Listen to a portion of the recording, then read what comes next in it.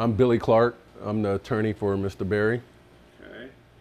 I'm just going to open it up, open-ended question. Just tell us, where do you want to start? Well, the first thing I want to start is why we're here. We're here because McLennan County Jail failed Mr. Berry. They failed him by violating his civil rights under the Equal Protection Clause of the Constitution. They violated his individual rights. They're in violation of the Americans with Disabilities Act by not providing reasonable accommodations for someone that's an inmate. And the overall theme of this is that McLennan County has a history of treating people of color indifferent that are inmates, whether it's African Americans or Hispanics. They have more problems when they go to jail in McLennan County. And we have a systematic problem in this county, as you know from some other reports, other cases that are going on with the use of abusive force, force that's not consistent with what should be done to get an inmate to do what they want. So that's why we're here for Mr. Berry, who's had an incident back on September the 4th through the 6th of 2021 when he was an inmate on a very minor charge. What was that charge? Public intoxication, and I believe they listed abusing a public official or harassment. Both charges were ultimately dismissed. Mr. Berry has a history of seizures and neurological problems. When he was booked in on September 4th of 2021, he informed the jail, and I have copies of their booking report that shows that he told them he has seizures. He told the jail that he has neurological problems, and he requested a lower bunk. So the jail failed him on all those instances by giving him a top bunk and not caring for him. And then when he did have a grand mal seizure, I believe it's called a tonic-clonic seizure now. Tonic-clonic? Yes, which left him disabled, disoriented, suffering. So instead of helping him, they provided the worst thing imaginable. They shocked him with this shocker, I call it, taser X26, which is known from this company to cause cardiac arrest. McLennan County still uses this, and this company says it causes cardiac arrest. They don't sell it anymore, but they still have it out there. McLennan County decided to use it not once, but twice on a subdued Mr. Berry, causing his heart to stop. Cardiac arrest at the jail. They revived him, got him in an ambulance, taken over to Providence Hospital, where his heart stopped again. And he almost died. And thankfully, we're here. One of his spiritual advisors here, Dr. Oyudokin, is here because this is what's important to him. This is all he has now. His physical health is forever changed. He not only has mental, physical issues, but he has some disfigurement. He'll never be the same. And it's so important to him. His pastor that's providing spiritual advice, Dr. Michael Oyudokin, came from Dallas just to be here with him. Okay. So can you give us a little rundown on, so he had a seizure, he fell off the top bunk, and then what happened? he had a seizure around 4 o'clock in the morning on September the 6th. That's about 2 days after he arrived at the jail. Okay. Fell down severely, and I believe I sent you a clip of when he fell. Yes. He was pretty much unconscious by the time he hit the ground. Hit his head really bad. Other inmates came to his aid, but they weren't able to do much. The police forced them to leave, or I'm sorry, the guards forced them to leave. Well, it took them forever to get the medical in there to care for him. At that point, after about 45 minutes to close to an hour, they sent him over to medical. At medical, they have him subdued. They stun him twice. One of the nurses that was there noticed he stopped breathing. His heart stopped. So she immediately told them to remove the restraint so that she can perform CPR. She performed CPR. That's where some of his ribs were broken more. He suffered some from the fall itself. From the broken wrist? Yeah, and then more from CPR being applied and administered. It was a pretty rough situation. I've never seen anything like this, but I know it happens. And I know it happens here in McLennan County. So what do they justify using a taser on him for? Their account is that even though he was subdued, he was moving around, throwing his body into them, which is unbelievable because somebody that just suffered a seizure, if they had training, they would know that your body's going to do some involuntary movements. Right. Instead of assisting him and having the training to assist someone that's going through that medical emergency, they applied the most vicious taser that Taser made. Now called, the company's called Axion. They do body cameras as well. They still use those? McLennan County still uses this, as far as I know. But the company is telling them in their report, and you can look it up, this taser causes cardiac arrest. So a taser is supposed to be a less lethal form to use. In this case, it's almost lethal. And thank for the mercy of our God that he didn't pass away. But he spent a month at the hospital, at Providence Hospital. And they sent him home. His prognosis was that he was going to pass. They didn't have anything they can do for him. He was going to pass away at home. His mother didn't know what to do. They recommended to her that she start making arrangements for his passing. And she contacted Serenity Life Celebrations, who I've spoke with. And yeah, she did speak with them about what they can do should he pass. Wow. So you were trying to prepare yourself for him not being here anymore. But I couldn't. Yeah. Jesus say no. Do we have any, are you going to name individual officers in your lawsuit? I have I'm definitely naming the jail administrator. I know he's no longer there anymore, Mr. Armstrong.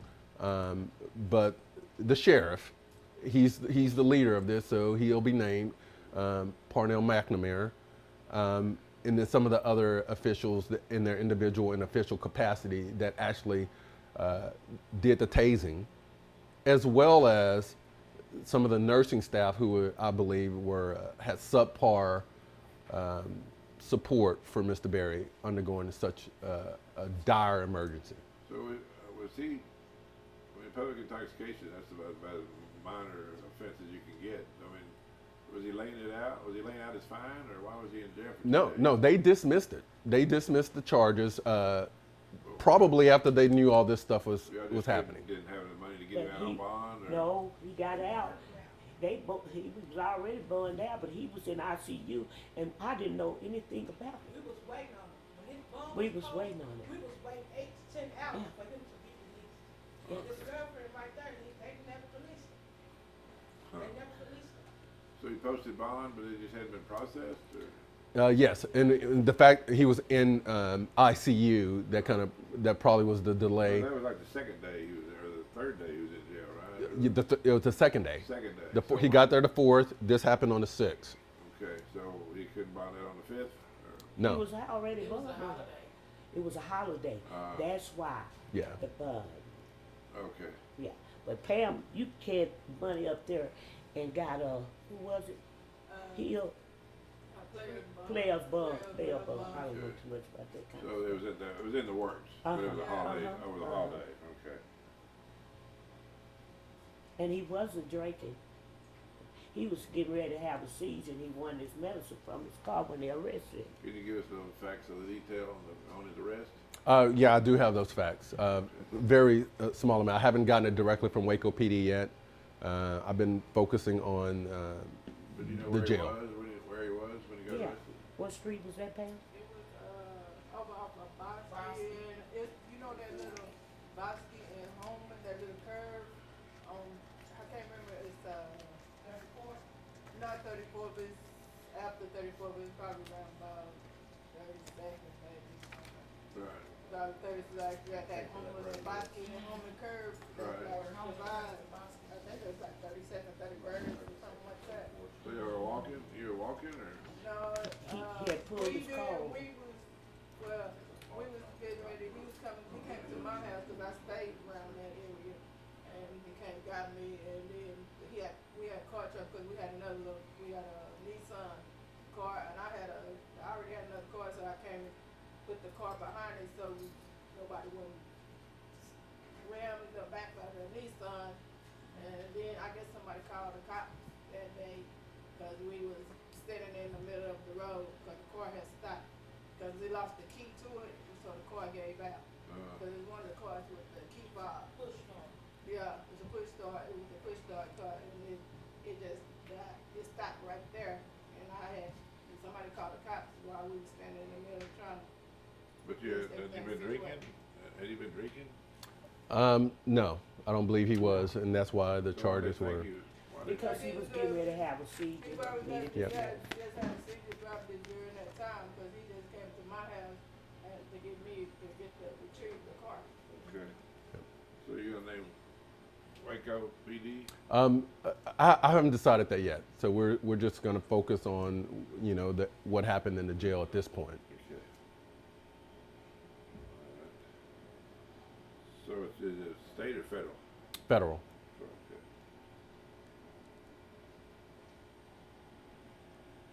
It'll probably be filed next week. Yes. What kind of damages will you be seeking? Do you know yet? Well over $1 million, but his damages are for lifetime impairment suffered due to the tax on him, I call it, from McLennan County. He's loss of consortium, meaning he can't do the things he once did with his family. So he'll be seeking damages in that. And some punitive damages for McLennan County for violating his rights. His rights were violated in so many ways, and they had so many opportunities to make it right. The very first opportunity they had is when they received him and they booked him in. He told them he had seizures, and he may be experiencing a seizure now. And they annotated it, and he told them he didn't need to be he didn't want to be in a top bunk. They put him in the top bunk. That in itself is a violation of his rights. Right. And They could ask another inmate to move. They or, tried to. he asked several inmates, and they were going to do it, but the inmates can't just move bunks against the policy. They'll get in trouble. So Marvin asked him. He did, and I believe I don't know if I sent you the recording of one of the witnesses that was there. I hadn't listened to Okay, it. you need to listen to that because that witness detailed exactly what happened. He was an eyewitness. He can tell you exactly what happened. And that's Mr. Horn, I believe, Reginald Horn. Yeah. He's not here now, though. No, he was supposed to be here. He couldn't make it. Okay.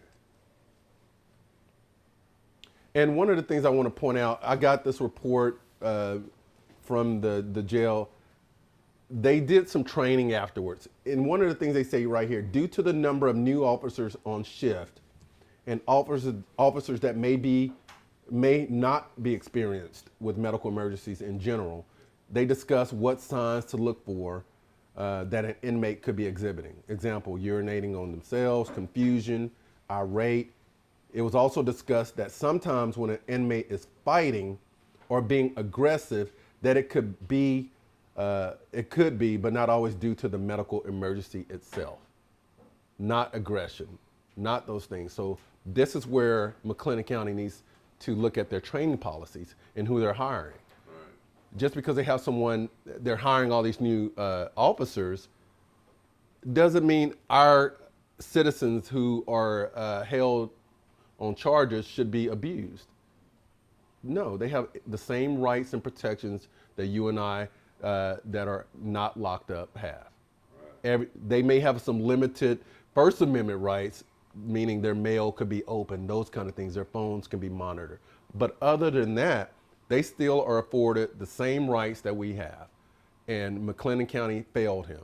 So are you alleging that he wasn't resisting, he was in the throes of a seizure? Absolutely. He would. Absolutely. I mean, they tased him to the point where he was subdued and restrained.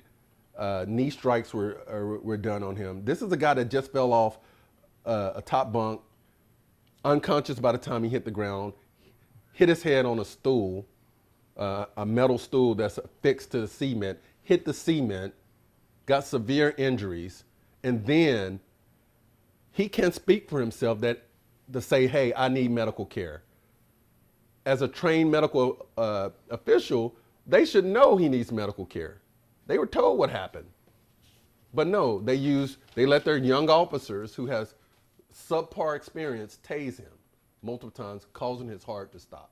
And that's the problem we have. That is a telltale violation of his civil rights. So did they put the pads on him to get him, shocked him back? Or No, they didn't have that at the jail to use. Well, they didn't use it. So how did they bring him back? They used CPR compressions, Oh, that's what ultimately breaking his ribs. Hurt the ribs, yeah. Yes.